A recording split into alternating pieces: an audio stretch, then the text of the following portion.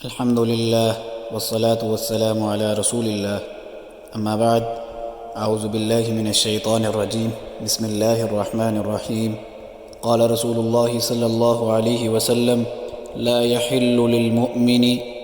أن يحجر أخاه فوق 3 أيام صدق اللہ العظیم۔ تمام تعریفیں اللہ رب العالمین کے لیے ہیں۔ درود و سلام نبی مہربان حضرت محمد الرسول اللہ صلی اللہ علیہ وسلم کی ذات اقدس پر۔ اس حدیث مبارکہ کے اندر اللہ کے نبی علیہ الصلوۃ والسلام نے فرمایا ہے کسی مومن کے لیے جائز نہیں کہ وہ 3 دن سے زیادہ اپنے مومن بھائی سے ناراض رہے۔ اس حدیث مبارکہ کے متعلق 2 روایات ملتی ہیں۔ حضرت ابو ہریرہ رضی اللہ تعالیٰ عنہ فرماتے ہیں کہ نبی اکرم صلی اللہ علیہ وسلم نے فرمایا کہ کسی بھی مومن کے لیے یہ بات درست نہیں ہے کہ وہ کسی مومن کو 3 دن سے زیادہ چھوڑے رکھے۔ اگر اس پر 3 دن گزر جائیں تو اس سے ملے، یعنی جس سے قطع تعلقی کی ہوئی تھی، جس سے دوستی توڑی ہوئی تھی، اس سے ملے اور اس کو سلام کرے۔ اب اگر وہ سلام کا جواب دیتا ہے تو وہ دونوں اجر میں شریک ہیں، یعنی دونوں کو اس کا بہترین اجر ملے گا۔ یعنی 3 دن بعد اگر وہ صلح کر لیتے ہیں، ایک دوسرے سے سلام دعا کر لیتے ہیں، دونوں کو اس کی نیکی ملے گی۔ اور اگر وہ شخص جس سے دوستی توڑی گئی ہے وہ جواب نہیں دیتا تو وہ گناہ گار ہوگا، اور جس نے سلام کیا ہے، یعنی جس نے پہل کی ہے صلح کرنے میں، قطع تعلق کرنے کے گناہ سے نکل گیا۔ اسی طرح جو دوسری روایت ہے حضرت انس بن مالک رضی اللہ تعالیٰ عنہ سے، وہ فرماتے ہیں کہ نبی صلی اللہ علیہ وسلم نے ایک موقع پر مسلمانوں کو نصیحت کرتے ہوئے فرمایا کہ تم لوگ ایک دوسرے سے بغض نہ رکھو، ایک دوسرے سے حسد نہ کرو، ایک دوسرے کو پیٹ نہ دکھاؤ، یعنی ملاقات کو ترک نہ کرو، اور اللہ کے بندے بھائی بھائی بن کر رہو، اور کسی مسلمان کے لیے یہ درست نہیں کہ وہ اپنے بھائی سے 3 دن سے زیادہ ملنا جلنا چھوڑ رکھے۔ ان حدیث کے اندر سے ہمیں ایک بہت بڑا سبق سکھا دیا گیا ہے مسلمان بھائیوں کے آپس کے تعلقات کے اندر، دوستیوں کے اندر، کہ اگر مسلمان بھائیوں کے درمیان کسی بھی معاملے کی وجہ سے کوئی اونچ نیچ ہو گئی ہے یا کوئی ناراضگی ہو گئی ہے تو وہ اپنی ناراضگی کو 3 دن سے زیادہ تک نہ رکھیں۔ 3 دن کے اندر اندر صلح کر لیں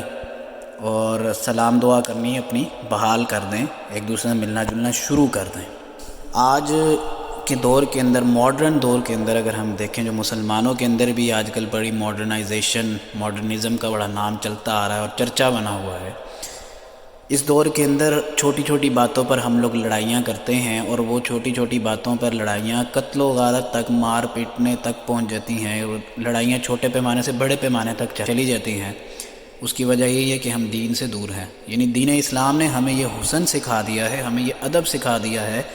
کہ ہم اگر آپس کے تعلقات کسی وجہ سے ہمارے اگر خراب ہو جائیں تو ہم اس دوستی کو 3 دن سے زیادہ تک نہ توڑا جائے، 3 دن کے اندر اندر